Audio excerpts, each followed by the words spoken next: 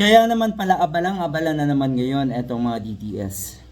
Etong mga nasa paligid ni Sara Duterte, mga taga-suporta ni Mr. Robin Padilla. Abalang-abala na naman yung mga yan, lalo na po yung mga vloggers. Para ano? Para hanapan ng kasiraan, para i-check ang credibility ng mga witness. Grabe no, ang lala. Pati si Vic Rodriguez, ngayon ay may ibinubulgar na kuno ay patong-patong na kaso ng naunang testigo ng prosecution. Ang lala.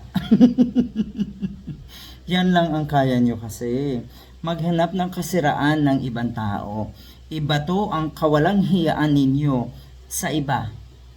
Ganyan na ganyan ang naging ugali na rin ng mga kababayan nating DDS. Kung meron silang kasalanan, yung kanilang ginagawang kawalang hiyaan, itatapon, ibabato sa ibang tao.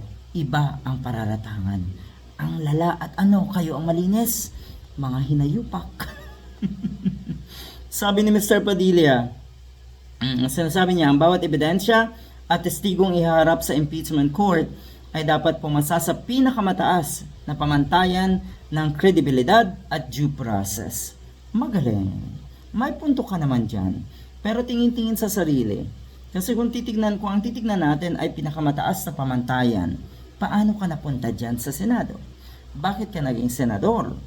Bakit pag ikaw na ang nagsalita, ang dami mo ng excuses na hindi ka legal expert, na hindi pagiging incompetent, kung wala kang alam sa mga legal jargon at kung ano-ano pa.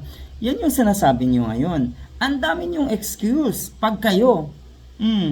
Tapos kung ibang tao, katulad nga na itong mga testigo ng prosecution, wow! Mataas pala ang standard mo, Mr. Padilla. Apply mo yan sa sarili mo.